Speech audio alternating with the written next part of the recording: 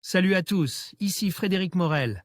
Bienvenue sur ma chaîne dédiée à la science et aux découvertes scientifiques.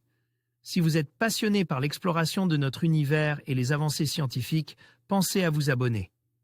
Aujourd'hui, on plonge dans un sujet fascinant qui repousse les limites de notre compréhension. Bonjour à Allons-y. tous, aujourd'hui, je vous invite à plonger avec moi dans un sujet fascinant, la taille des premiers agriculteurs européens. Vous serez surpris d'apprendre que ces pionniers de l'agriculture, qui ont marqué le début d'une nouvelle ère, avaient des caractéristiques physiques bien différentes de ce que l'on pourrait imaginer. Dans cette vidéo, nous allons explorer des découvertes archéologiques récentes qui révèlent des informations étonnantes sur leur stature et leur mode de vie.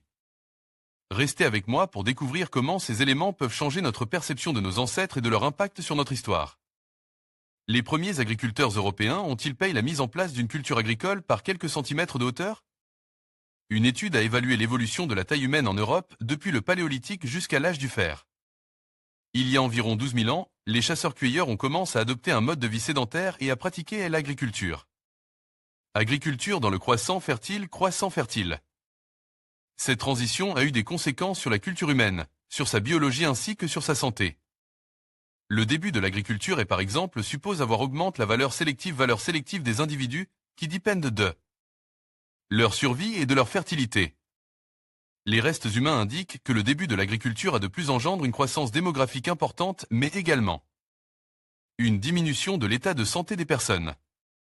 Le début de l'agriculture a engendré une croissance démographique importante et une diminution de l'état de santé des personnes.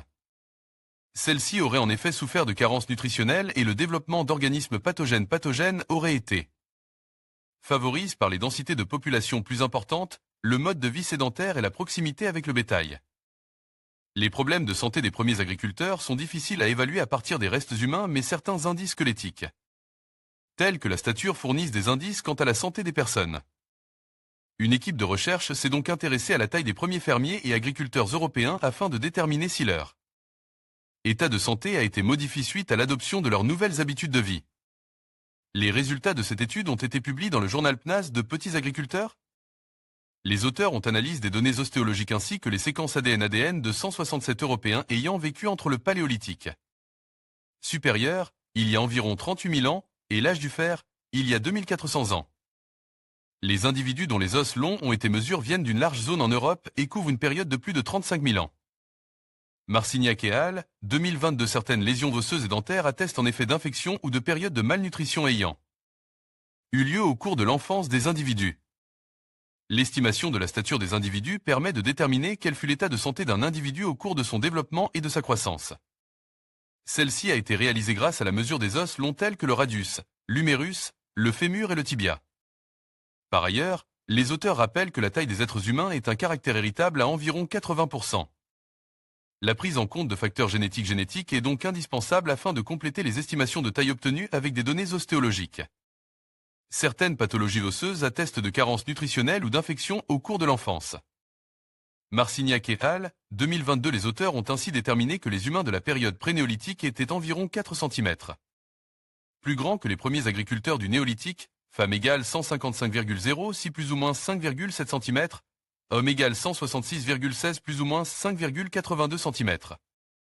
Ces derniers étaient par ailleurs 2 à 5 cm plus petits que les humains ayant vécu après le néolithique.